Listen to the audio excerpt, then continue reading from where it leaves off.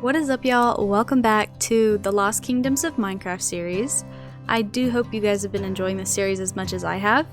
And today we are continuing it in the Savannah Village.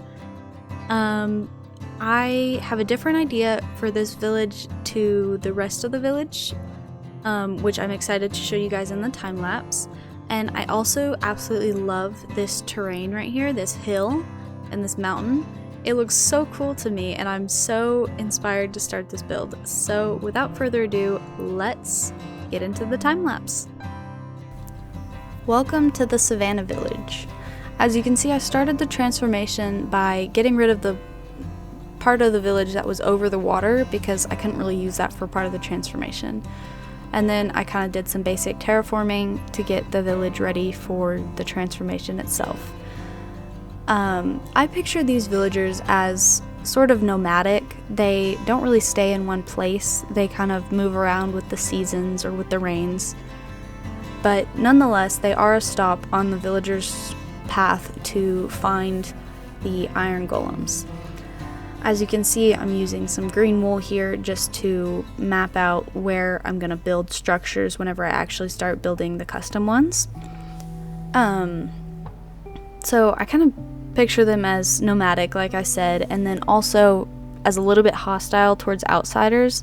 Not quite like the pillagers where they're like going on raids and things like that, but I just picture them as, you know, they don't really like outsiders. So whenever the villagers stopped by, and the traders sometimes stop by to trade or to, you know, get food or supplies or things like that, I picture them like kind of getting threatened a little bit maybe before they're allowed to, you know, do their business and then be on their way. Though if you have enough diamonds or useful resources to them, they will be willing to trade with you.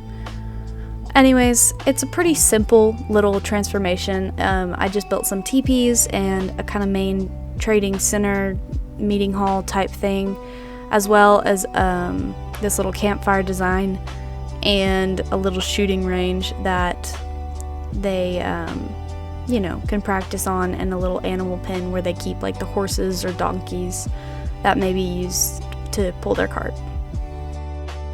Here it is, the finished Savannah Village, and I think it came out pretty good. It's pretty simple compared to the other ones. I feel like I didn't do a whole lot, and yet it feels pretty complete. As you can see, we have a little bit of a dock down here that leads up a little pathway hill to the village, and it's made out of dirt pathways because it's not a permanent village, it's more of like a nomad village. We've got little tents with some little smoke coming out the top, little bed, little campfire on the inside, not anything complicated. Some horses that I would imagine they use to pull their carts, and, you know, just a bunch of different deals. I did do this on a few of them.